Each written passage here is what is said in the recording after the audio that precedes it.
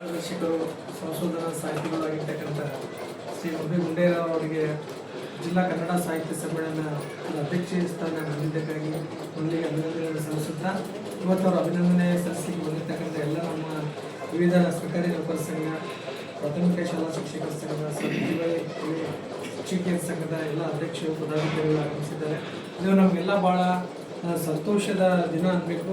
ಯಾಕಂದರೆ ನಮ್ಮವರೇ ಒಬ್ಬರು ಸರ್ಕಾರಿ ನೌಕರರು, ಶಿಕ್ಷಕರು, ಸರ್ಕಾರಿ ನೌಕರರು ಈ ಒಂದು ಕನ್ನಡ ಸಾಹಿತ್ಯ ಪರಿಷತ್ ಅಧ್ಯಕ್ಷ ಸರ್ ಮೊದಲೇ ಆಗಿ ಹೋಗಿದ್ದಾರೆ. ಅವರು ಸಾಕಷ್ಟು ಅದು ಜಿಲ್ಲಾ ಸಮ್ಮೇಳನ ಒಂದು ಅಧ್ಯಕ್ಷ ಸ್ಥಾನ ವಹಿಸ್ಕೊಂಡಿರ್ತಕ್ಕಂಥದ್ದು ನಮ್ಮ ಸರ್ಕಾರಿ ನೌಕರಿಗೆ ಒಂದು ಹೆಮ್ಮೆ ತರ್ತಕ್ಕಂಥ ವಿಚಾರ ಅಂತ ನೋಡಬೇಕು. ಎಷ್ಟೋ ಜನ ಇದ್ದಾರೆ ಸಾಹಿತಿಗಳು, ಆದರೆ ಒಬ್ಬ ಶಿಕ್ಷಕ ಮತ್ತು ಸಾಹಿತ್ಯ ಸಮ್ಮೇಳನದ ಅಧ್ಯಕ್ಷ ವಹಿಸ್ಕೊಳ್ತಾರೆ.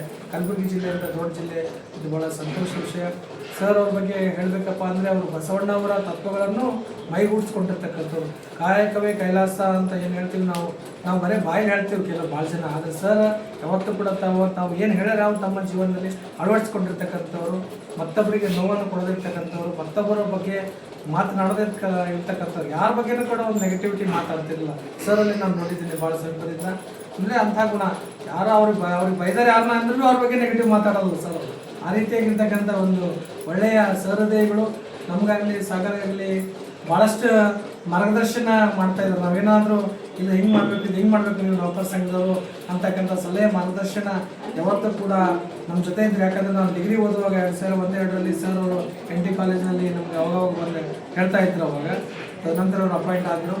ಒಂದು ಒಳ್ಳೆಯ ಇವತ್ತು ಭಾಳ ಸಂತೋಷ ಅನ್ನಿಸ್ತಾ ಇದೆ.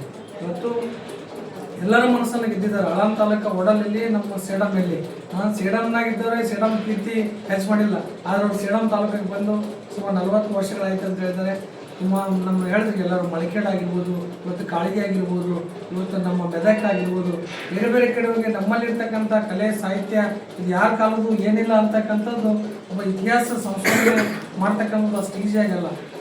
ಎಲ್ಲ ಅದು ಯಾರ್ಯಾರ ಕಾಲದ್ದು ಏನೇನು ಅಂತಕ್ಕಂಥದ್ದು ಭಾಳಷ್ಟು ಅಧ್ಯಯನ ಮಾಡಿ ಇವತ್ತು ಸಾಹಿತ್ಯ ಕ್ಷೇತ್ರವನ್ನು ಸೇಡಮ್ನ ಕೀರ್ತಿಯನ್ನು ಹೆಚ್ಚು ಮಾಡಲಿಕ್ಕೆ ಮುರಳಿ ಗುಂಡೇರಾವ್ ಸರ್ ಭಾಳ ಪ್ರಯತ್ನ ಮಾಡಿದ್ದಾರೆ. ಇವತ್ತು ಅವ್ರ ಕೈಯಲ್ಲಿ ಕಲಿತಿರ್ತಕ್ಕಂಥ ಅನೇಕ ವಿದ್ಯಾರ್ಥಿಗಳು ಉನ್ನತ ಸ್ಥಾನದಲ್ಲಿದ್ದಾರೆ, ಅಧಿಕಾರಿಗಳಿದ್ದಾರೆ, ಶಾಸಕರಾಗಿದ್ದಾರೆ, ಬೇರೆ ಬೇರೆ ವೈದ್ಯರಾಗಿದ್ದಾರೆ.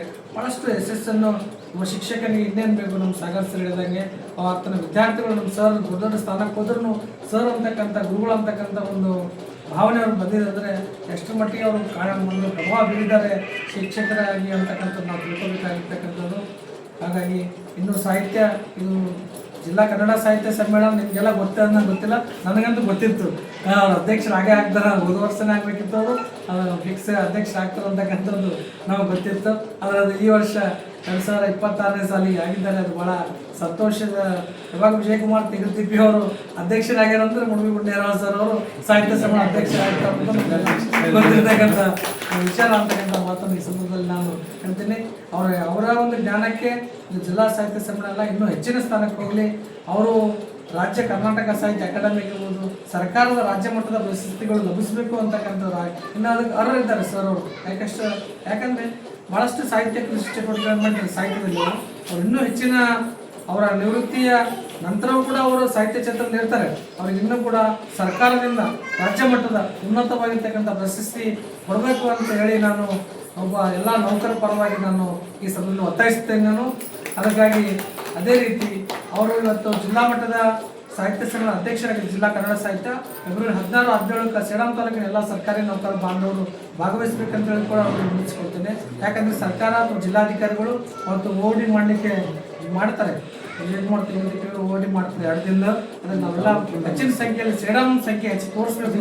ಅಂದಾಗ ಮಾತ್ರ ಸರ್ ಅವ್ರ ಕೀರ್ತಿ ಇನ್ನು ಹೆಚ್ಚಾಗ್ತದೆ ಅಂತಕ್ಕಂಥ ಮಾತನ್ನು ಈ ಸಂದರ್ಭ ಹೇಳಿ ನನಗೆ ಈ ಒಂದು ಸಂದರ್ಭದಲ್ಲಿ ನಾವು ಇನ್ನೂ ಆಮೇಲೆ ಬಂದಿದ್ದೆವು. ನಮ್ಮ ಅರವಿಂದ್ ಅವರು ಬರಬೇಕ್ರಿ ಮುತ್ತೇನೆ ಅಂತಂದ್ರು, ಅದಕ್ಕಾಗಿ ಸಡನ್ನಾಗಿ ಬಂದೆವು.